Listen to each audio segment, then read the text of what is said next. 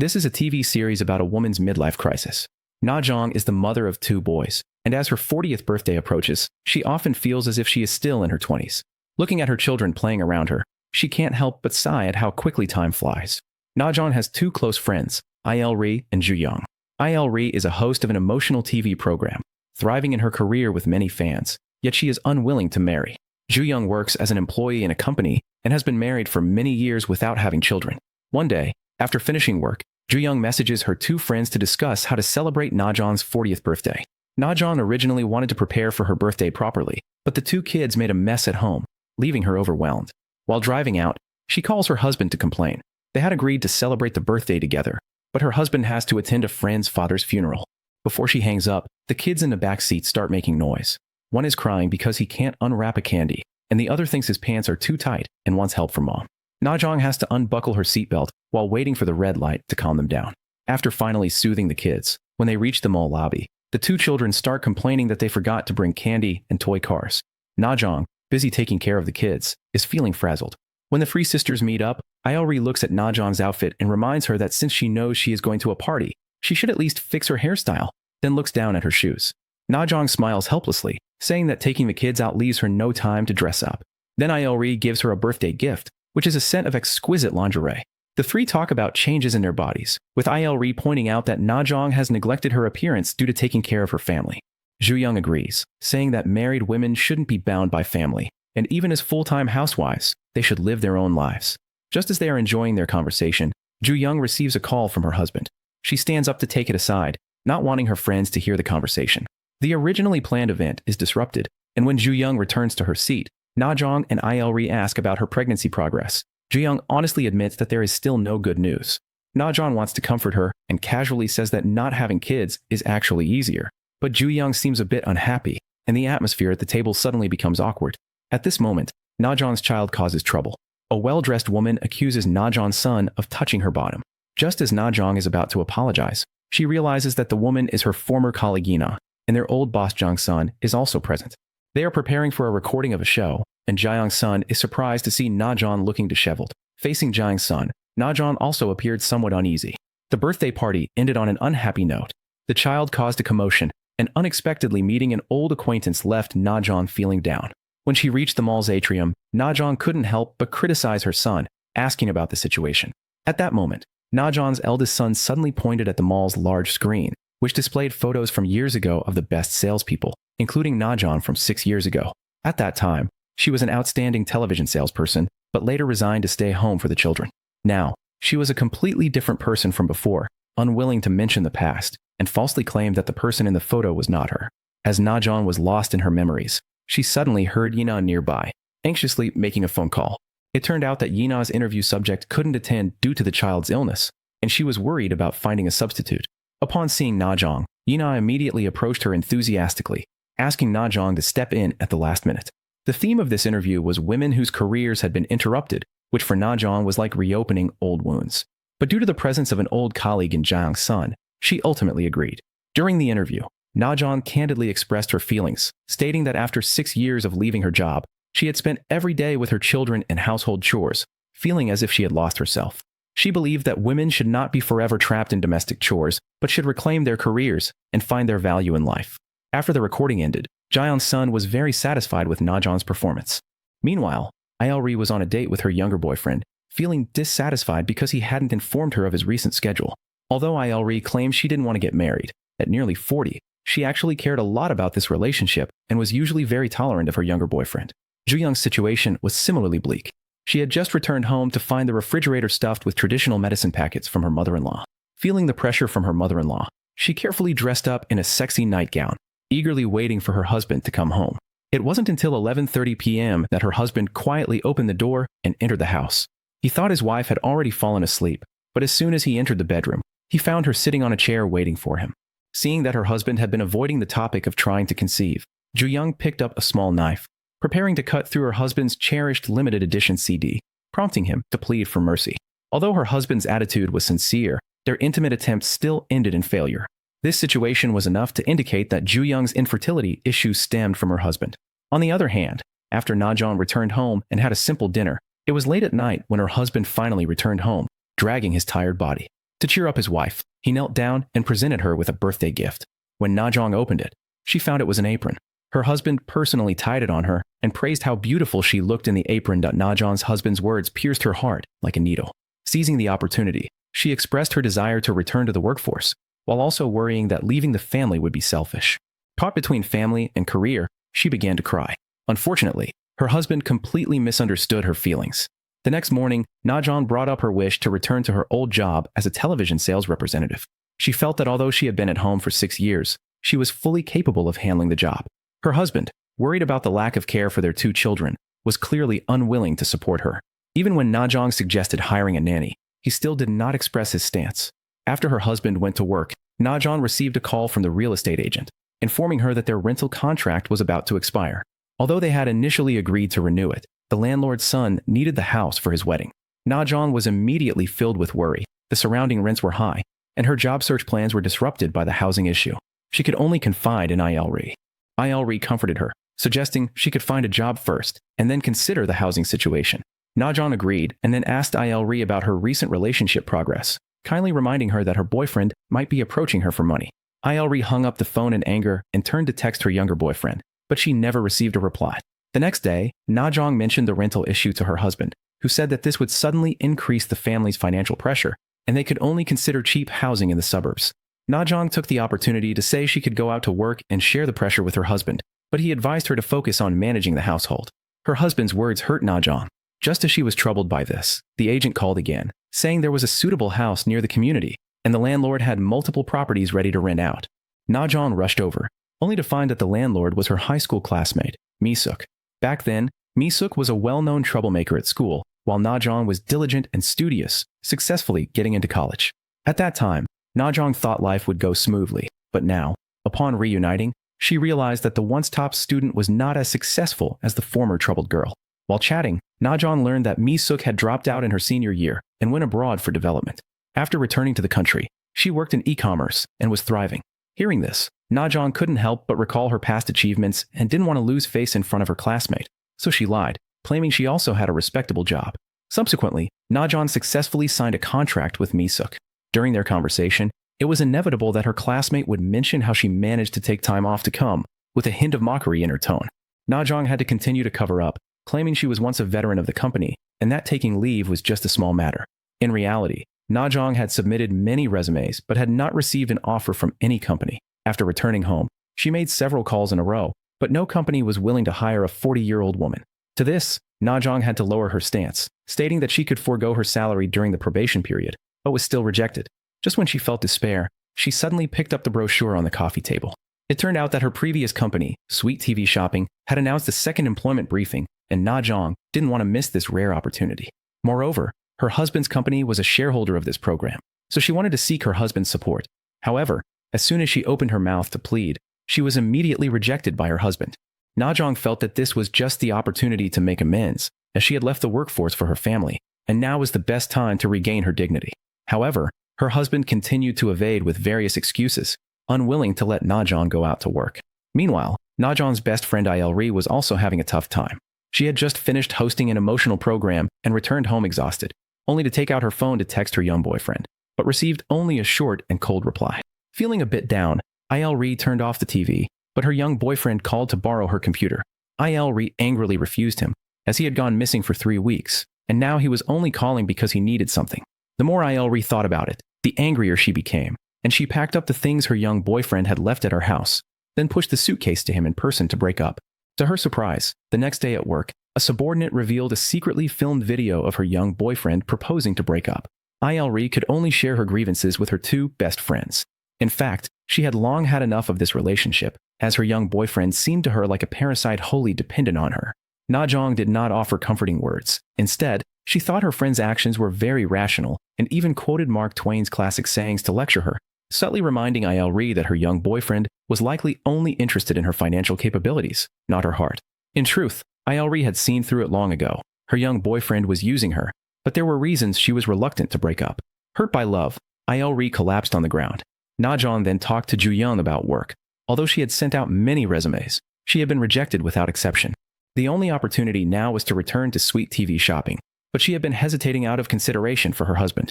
The two best friends encouraged her to try bravely, as only by confronting the core of her heart could she truly resolve her troubles.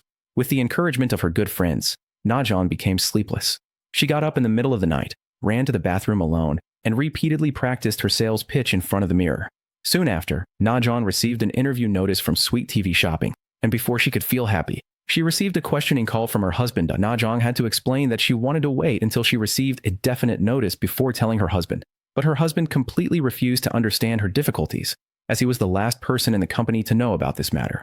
Once Na-jeon started working at the company, there would be no one to take care of their two sons.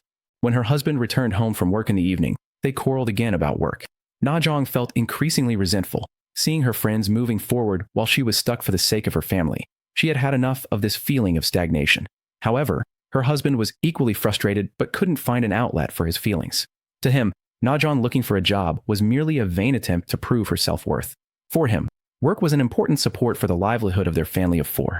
The next morning, Na-jeon went to drop the kids off at school as usual, and only when she saw the poster for children's activities at the entrance did she suddenly realize that the date on it coincided with her interview day at the company. On one side was her family, and on the other was the job she longed for. How should she choose? Meanwhile, Il-ri arrived at the photo studio, where her young boyfriend was taking a cover photo for a rich girl. Her colleagues advised Il-ri to reconcile with her young boyfriend, but he showed no initiative. After the photo shoot, the rich girl was dissatisfied with the results, and Il-ri saw her young boyfriend being put in a difficult position, so she spoke up for him.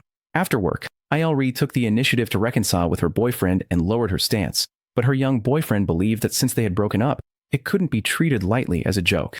Il-ri felt humiliated, and what made her even more furious was that when she secretly followed her young boyfriend to the underground parking lot, she discovered he had already hooked up with the rich girl. Watching the taillights of the car disappear, the last shred of hope in her heart was completely shattered.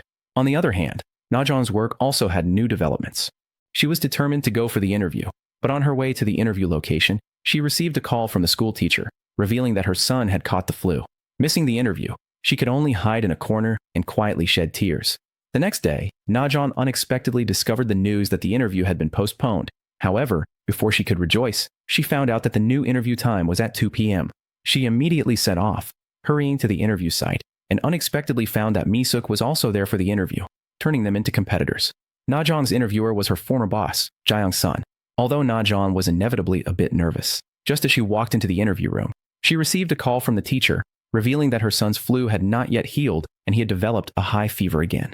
Jae-young's son reminded her that since she chose to work, she should properly arrange her child's matters, as the company did not wish to hire an employee who could not let go of family matters. Just as Na-jeon was hesitating, she suddenly remembered that a few years ago when she left her job, it was also because her child had a high fever. Now facing a second choice, she no longer wants to be tied down by family. But as the interview began, Jae-young's son hit the nail on the head, pointing out that both of them had children and their work hours were not fixed. Mi-suk stated that she had a full-time nanny, while Na-jeon was momentarily at a loss for how to respond. Fortunately, this was not the key point of the assessment.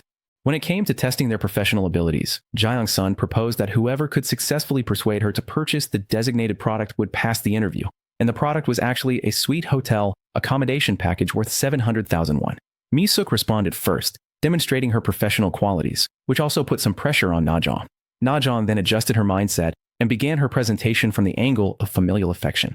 In the end, both passed the assessment and became salespeople for the Sweet TV shopping channel. Na-jeon happily took out her phone and called her husband first to share the good news, but her husband picked up the phone, muted it, and put it back in his pocket. In front of him sat a mysterious woman with tearful eyes. Who could this person be? In fact, her husband had always firmly opposed Na-jeon working outside, ostensibly citing the need to care for the family. But in reality, he was worried that if his wife entered the same company, his secret relationship with a female employee would be exposed. When her husband returned home from work that evening, Na-jeon brought up the topic of passing the interview again, wanting to surprise him, but her husband's attitude was very cold. Na-jeon did not know that her husband had been cheating on her behind her back and mistakenly thought that he was rejecting her work because he didn't want to take care of the children. Feeling increasingly frustrated, she ran alone to the gym to sweat it out. After working out and washing her face, Na-jeon looked at her reflection in the mirror, noticing the signs of aging, and wanted to seek advice from her good friends. But unexpectedly, Il-ri was deep in an emotional low. She had just been dumped by her young boyfriend, who was taken away by a wealthy heiress. In her anger, Il-ri drove to her young boyfriend's house to confront him, waiting until 4 a.m. for him to return. Not long after, the three sisters gathered together, and Na-jeon, wearing her newly bought clothes, sighed at the passage of time in front of the mirror. That evening, the three of them went to a restaurant for dinner, and Na-jong mentioned how hard it was to take care of the children every day, leaving her with almost no extra energy, even having to pretend to be asleep when being intimate with her husband. Ju-young comforted Na-jong with concern, and Il-ri instantly picked up on the implications of her words, advising Ju-young to take her husband for psychological counseling. While the three were eating, the restaurant served their signature fortune cookies, which contained a random slip of paper that supposedly predicted recent life events. The three had specifically come to experience the fortune cookies, having heard that they were particularly effective, as each of them had their own troubles lately. Il-ri's slip read, "The woman with flowers, the man with flowers," and she thought this might mean she could reconcile with her young boyfriend. Ju-young's note read, "Please break the framework. A new encounter is waiting for you." Upon seeing "new encounter," she mistakenly thought she might be pregnant. Na-jong's note said, "A typhoon begins with a butterfly flapping its wings." Whether this reflected her recent work troubles or marital worries was uncertain, but it sounded quite like a 1,000-mile dam is destroyed by an ant hole. It's unclear if the notes truly began to take effect, but as soon as Ju-young returned home, her husband agreed to go for counseling with her, hoping to improve their intimate life quality. Upon meeting the counselor, the latter got straight to the point, asking the husband if he had ever disappointed Ju-young. Ju-young was momentarily speechless and looked embarrassed. The counselor reassured her that even if there had been one or two unsatisfactory moments, the wife shouldn't be overly harsh. The key was to help the husband regain his confidence as soon as possible. The counselor's words clearly hit the nail on the head for both of them. To help her husband recover, Ju-young cooperated with the counselor and began exercises to overcome psychological barriers. However, her husband's condition was so poor that no matter how they tried, they couldn't achieve their goal, and in the end, her husband had to be assisted up by Ju-young and the counselor. The counselor encouraged him to break the framework, and Ju-young suddenly remembered the content of the fortune cookie note and let go of his hand. Her husband fell and got bruised, and they had to stop midway to go to a pharmacy for medicine. While her husband was getting out to buy medicine, Ju-young suddenly noticed a long strand of woman's hair on the passenger seat. She compared it with her own hair and found that this hair was significantly longer, clearly not hers. This made Ju-young suspect whether her husband was having an affair. It's still uncertain if Ju-young's husband is cheating, but rumors of Na-jong's husband having an affair have long been circulating in the company. Jae-young's son specifically approached Na-jong's husband, reminding him that if Na-jong successfully passed the interview and they became colleagues, his infidelity would eventually be discovered, and he should end that relationship quickly. Na-jong's husband, fearing his wife would find out the truth, persuaded Na-jong to consider interview opportunities at other companies, but Na-jong's ideal company was Sweet TV Shopping. The two argued again over work matters. Meanwhile, Il-ri discovered that her parking space was occupied while driving home. After making a phone call, she found out that the person occupying the space was the rich girl who had taken her young boyfriend. The rich girl even threatened Il-ri, saying that if she upset her, she'd report to her father to terminate the collaboration with Il-ri's company, and then drove off with her young boyfriend. Il-ri was instantly filled with rage. Just as she was about to park her car, she thought about how she had supported her young boyfriend for 3 years and couldn't swallow her resentment. Driving in anger, she chased after and forced the rich girl's car to a stop. After the young boyfriend got out of the car, Il-ri hugged him tightly and kissed him, then bit his lip hard enough to break the skin. Il-ri then pulled out the cheap gift her young boyfriend had given her and threw it heavily on the ground. Meanwhile, the rich girl watching Il-ri drive away had a look of admiration on her face. On Na-jong's side, she continued her daily life of taking care of her child before the next round of interviews for Sweet TV Shopping. She took her son to experience a flea market at kindergarten, where her son's female classmate was in tears because she hadn't sold the dishcloth she made herself. Seeing this, Na-jong immediately stepped in to help, fully utilizing her expertise as a TV shopping host to hold a small shopping event at the kindergarten. Na-jong folded different colored cloths into hamburger shapes to create a combo set, quickly attracting many parents, and soon sold out. Na-jong's fighting spirit was reignited, and while washing her hands in the bathroom, she saw the soap on the counter and recalled the tough days of raising her child alone after being fired from her job, which further strengthened her determination to succeed in the interview and prepared thoroughly for the next assessment. Meanwhile, Il-ri was still brooding over her young boyfriend and once again went to his doorstep to confront him. The young boyfriend scolded her for her persistent behavior and revealed the real reason for their breakup. Il-ri's constant pressure to marry him had made him feel overwhelmed. Il-ri, feeling dejected, stayed home alone, drinking to drown her sorrows, until she got drunk and fell asleep on the toilet. When she woke up with a stiff neck, she went for a massage treatment, only to be recognized immediately by the masseur. Soon it was time for the next round of interviews, and Na-jong and Mi-suk were competing again. During the scoring segment, Yuna deliberately gave Mi-suk high scores while giving Na-jong all low scores. Fortunately, a colleague nearby couldn't stand it and quietly adjusted the scores back. Na-jong specifically wore the apron her husband had given her on his birthday, and, relying on her experience as a mother, won Jae-sun's praise during the soap-selling segment. In the end, both of them passed the assessment.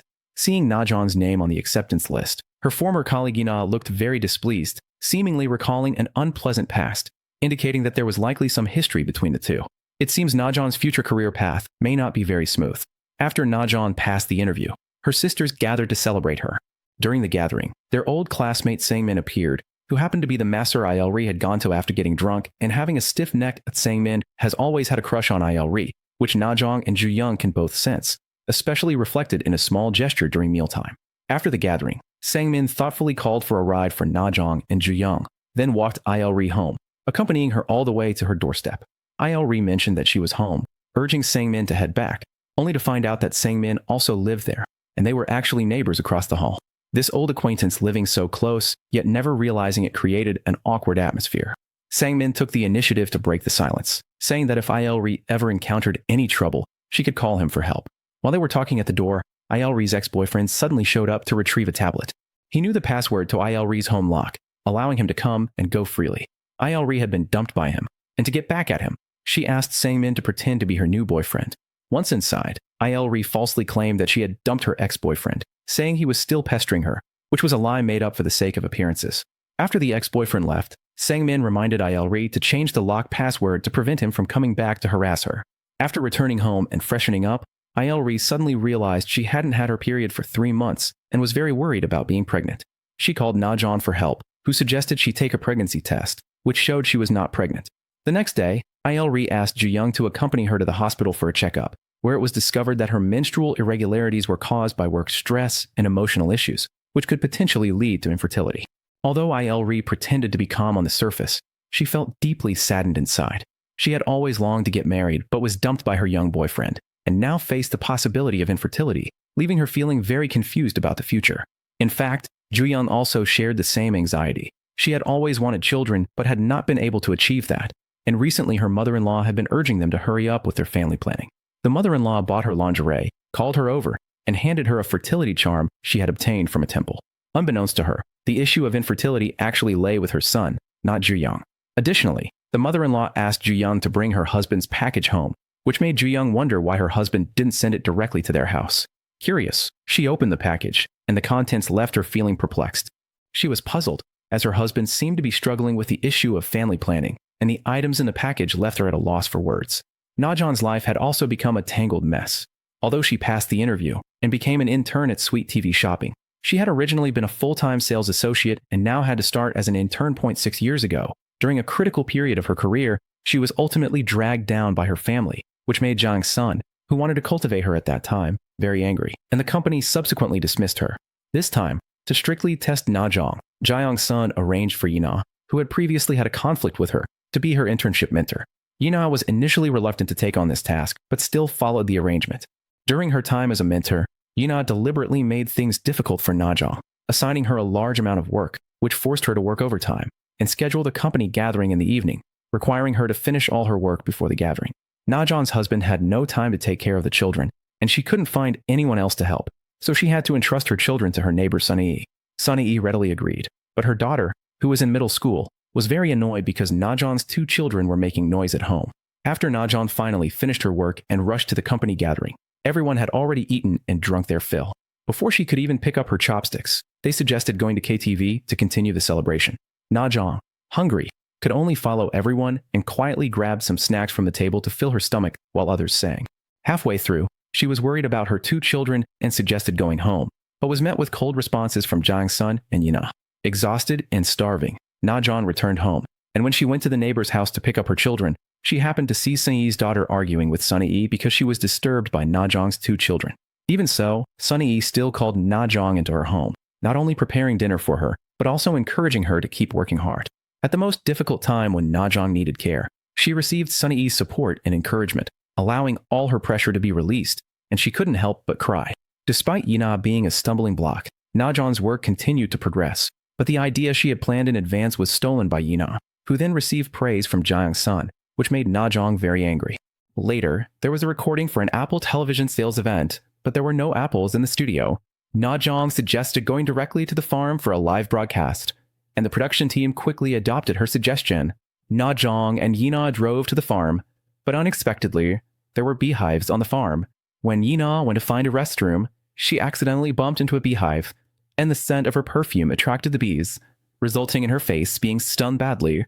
Originally, Yina was supposed to host this sales event, but now she couldn't record it, and the program was about to start. So Jaeyoung-sung called Na Jong to step in at the last minute. Na Jong had already prepared a plan. She had not only visited the site, but was also familiar with the entire Apple sales process. After some preparation and makeup, she was ready to start the television live broadcast. Just as she came out of the studio, Na Jong accidentally spilled a drink on her clothes. In a critical moment, she spotted an old farmer's apron and cleverly borrowed it to wear, which made her appear more down to earth. Although the entire live broadcast was tense, she still completed the recording methodically and successfully resolved the crisis. Yina, who was in the hospital, was very angry after watching the show, believing that the spotlight that originally belonged to her was stolen by Na Jong. Jaeyoung-sung, seeing Na Jong's performance, felt that her abilities were not inferior to those of the past, so she called Na Jong to inform her that she could be promoted early, starting as a co-host. Na Jong sat on the bus home late at night and began to cry with excitement.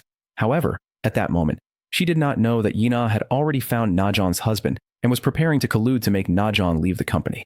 Na Jong's husband had always been unwilling for his wife to work at the company, and whether he would cooperate with Yina was still uncertain.